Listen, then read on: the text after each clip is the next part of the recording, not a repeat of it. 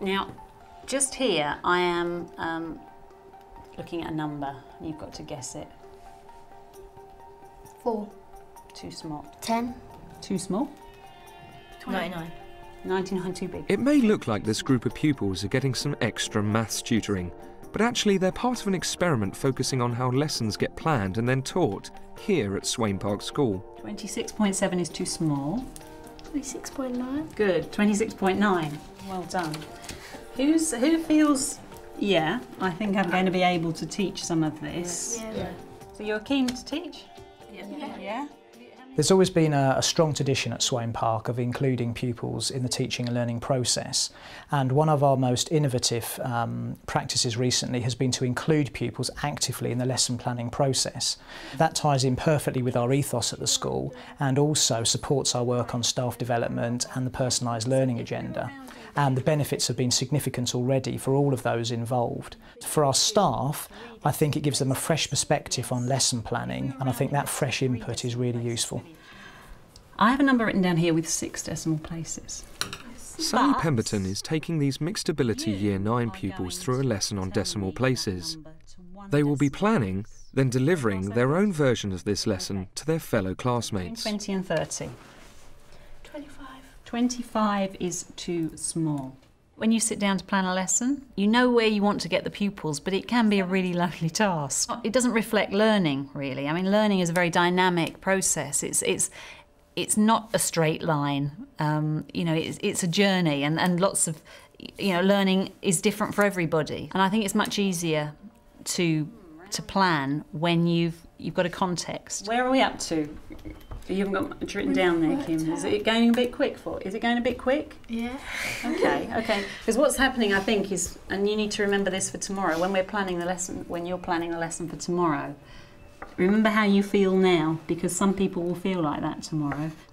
What resources could I have given you that would have made it easier? Gridded paper. Gridded paper. Yeah. So because this is what I want you to think about. So you'd have found it easier using this. Instead of we'd done a timeline instead of a So you like the idea of a line? Yeah, timeline. Yeah. Horizontal line? better. We also had the idea of line, but we had the idea of cards as well, so you can also make games, so you have fun while you're learning. Right. If you like make it like enjoyable, make it easy for them, then get into it. Right. Then they might start mucking around. And you could like always write a number on a card and just like put it on like their head. So you've got the number on your head and you don't know what it is, but everyone else does know. You like try and guess that you do. Right, let's try that.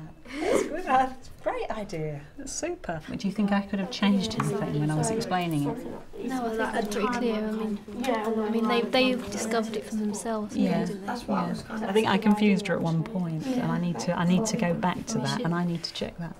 The benefits we've seen in terms of, you know, the growth in their understanding, because they have to really engage with the topic quite deeply, because they know they're going to have to explain it to somebody else. So not just understand it and answer a question, but understand it much better than that, and they want to. What were your opinions of the role play lesson where you had to come up, you had preparation time and then you had to come up and do your role play? I think that was really good. Yeah, that worked. More people will have more fun because they're trying to act it out at the same time. Yeah, because it's a role play, so you get to see like what actually happens in real life. NQT Rebecca Collins is getting input for her planning of a genetic ethics lesson from these mixed ability Year 10 pupils.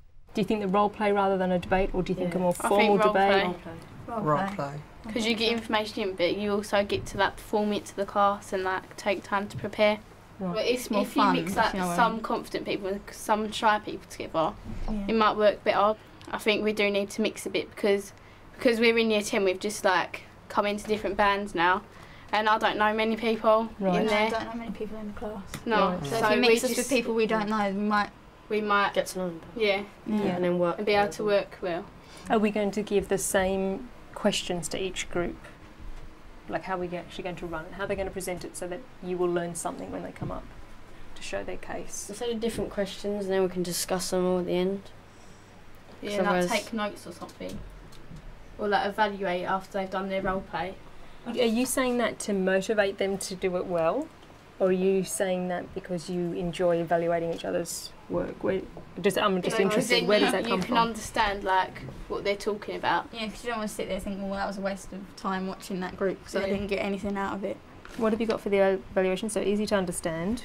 Did they use scientific facts? Were all the facts correct, sort of thing? Was it well presented?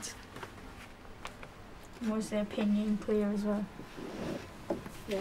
Did you realise so much was involved in planning your lessons? And this is what we do as teachers. No, because I wanted to be a teacher and I didn't know that we had to do all this work. But you just come in and taught what you already know. And just to let you know now from what you've done, I will probably spend another 2 hours preparation time for this lesson. Working with pupils is really enabling teachers to revisit their planning, you know, come outside the box a little bit, really improve their planning.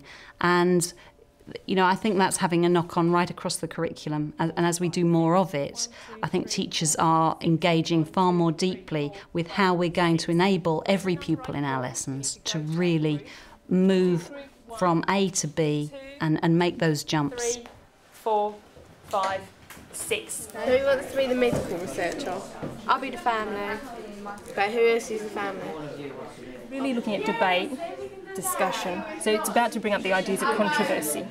You don't have to have a right answer. I believe in the right treatment and that millions of people will be free of horrible diseases. Yeah.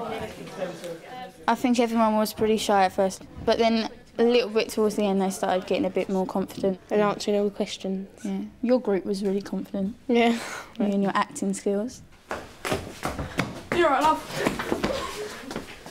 Where have you been? Down the pub again?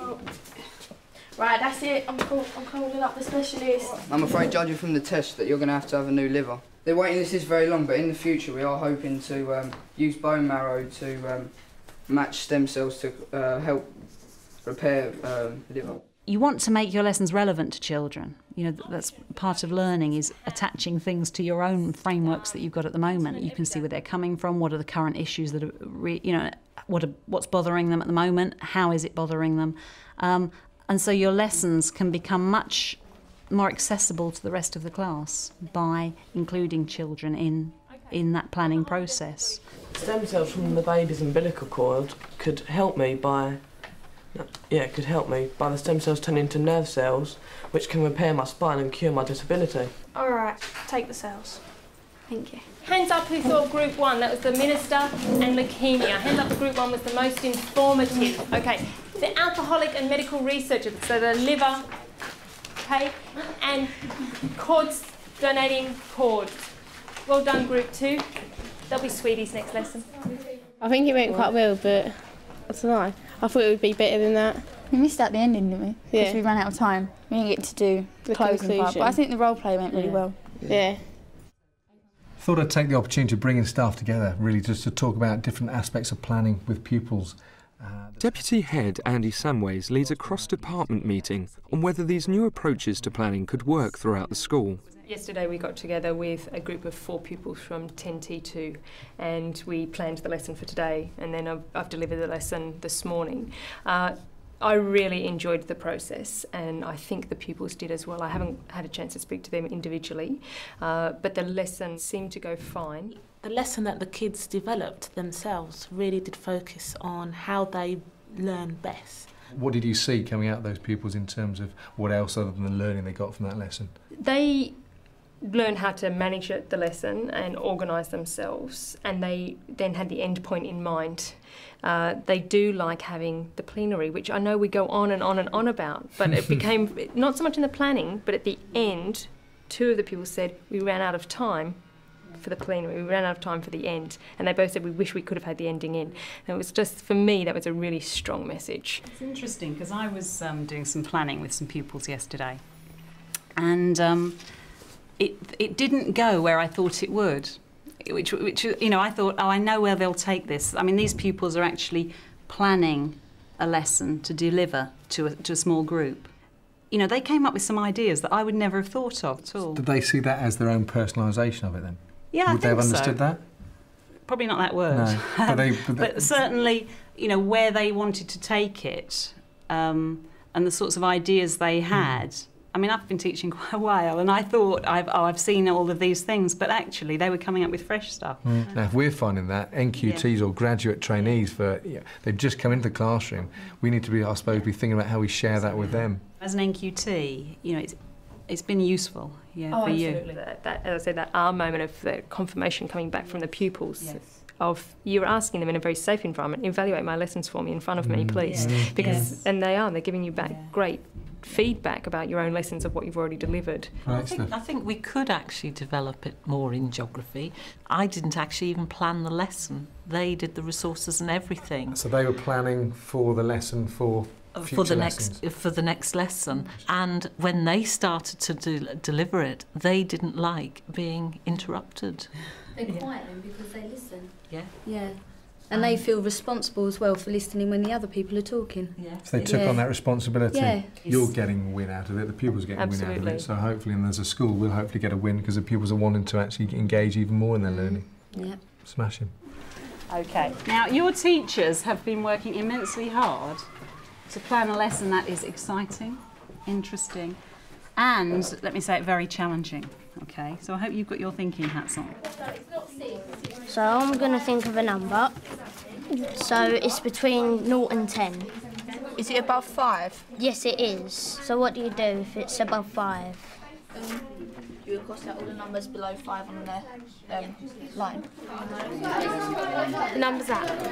Last night I really looked at what we was doing yesterday and worked out what we had to do so I could teach them, because if I didn't know what I was doing then they wouldn't learn either.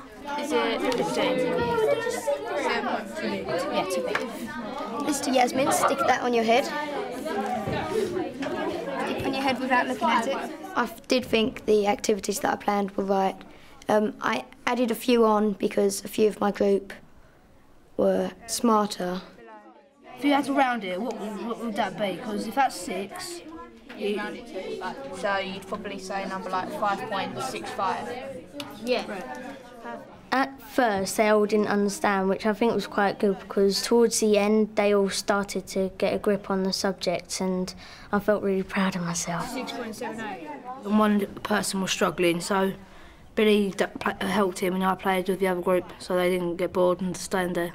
I just want to stop us now to make sure, you know, I want to see where we're all up to. So I have got a number written down here. It's got an element of risk in it, and we have to manage it very carefully and check that the understanding is being transferred.